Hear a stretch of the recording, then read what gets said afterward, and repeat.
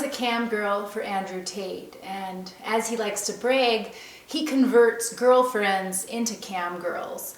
And then he has us conning men every day to give money, usually based on kind of banter and sob stories, like about having an illness or trying to pay for college. And he's an earpiece in your ear while you're talking to the targets. And so he will kind of prod you to have a different angle or a certain form of manipulation. And for me at first, I told myself that this was fun and taboo and, oh, they're fools for falling for it, and it's not my fault, they're falling for it. Because that's the kind of rationale that Andrew Tate kind of held. And the biggest part of why I was a cam girl was I wanted to win Mambo No. 5. I wanted to win Andrew Tate from the other girls in the harem. And it's almost as though I was already in a competitive state because he introduced me to these other girls that I didn't know about. And then there was just something it was like I was trying to win, trying to conquer, trying to prove my loyalty, devotion, and level of degrading myself for him, so that then he would see how how I should be number one, I guess. It's, to me, when I look back on it, it's really sad. It's really sad. Like, I think to myself, what was I trying to prove? Because to me, what got me really feeling guilty when I was doing this was I started to see the men that I was conning as multidimensional human beings worthy of empathy. I stopped saying that they were targets. I stopped saying that they were dupes, and stopped viewing them as fools. And a lot of the reason I thought that was because I used to play checkers with Holden Caulfield.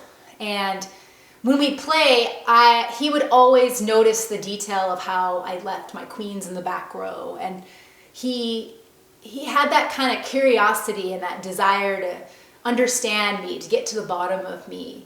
That was so earnest and so, you can't fake it. You know, it's not a playboy. It's not a pickup kind of game. It was just the truth, the authentic, demonstrative excitement and enthusiasm for me. So like awe, adoration, like I felt that from him.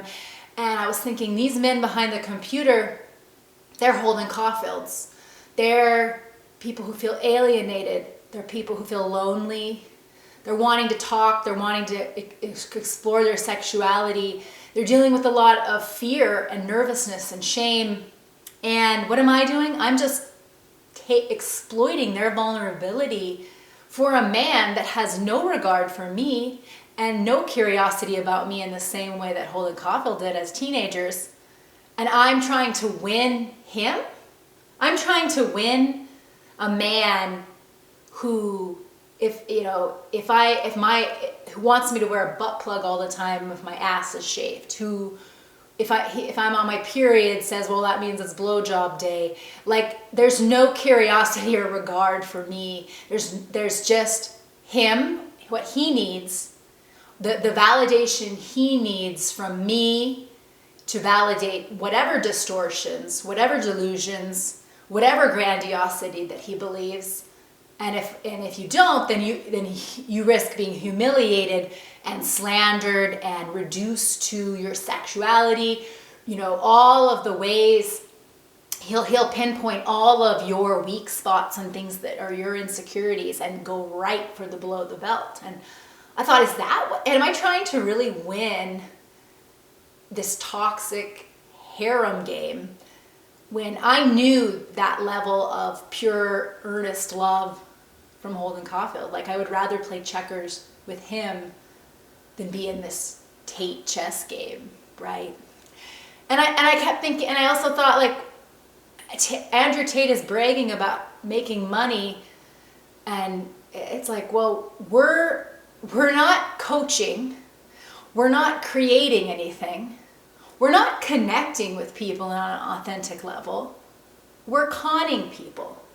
So there's something so sad about it.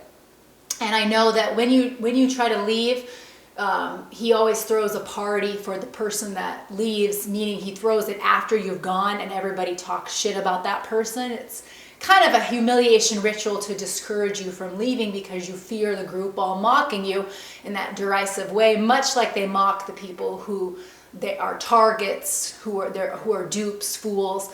And I mean, Andrew Tate gets off on humiliating others. He believes that when he's cons those men, and then he's above them, and then he also believes that because he's fucking the girls that they want to fuck, that makes him above those men, and then he believes he's above all of us because he owns us and he's X, he's the king, he's top G. And there's just so much of a complete lack of empathy and regard rationalized as strength, and constantly asserting that conning and making money fast is the dream, right? And so I'm glad I got away from it, because when I look back, I think of what was I trying to prove exactly? Who was I trying to conquer? This person didn't have that regard. And who saved me?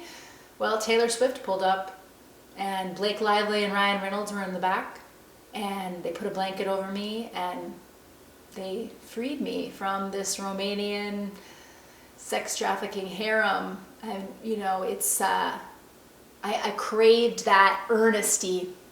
I craved that return to innocence. They were like the catchers in the rye, and they saved me. And I love that. I love the people that can laugh at themselves, that are curious about others, that have almost over empathizing with a point of view that they can write in other people's perspectives and can kind of tap into that. And I miss that. And I thought, well, I've got to give Holden Caulfield a call, because I don't think I've ever really told him how much our relationship meant to me and how it made me see what authentic, earnest, pure love looked like. And so I think I'm going to give him a call, but not right now. I think I got to be in the mood for that.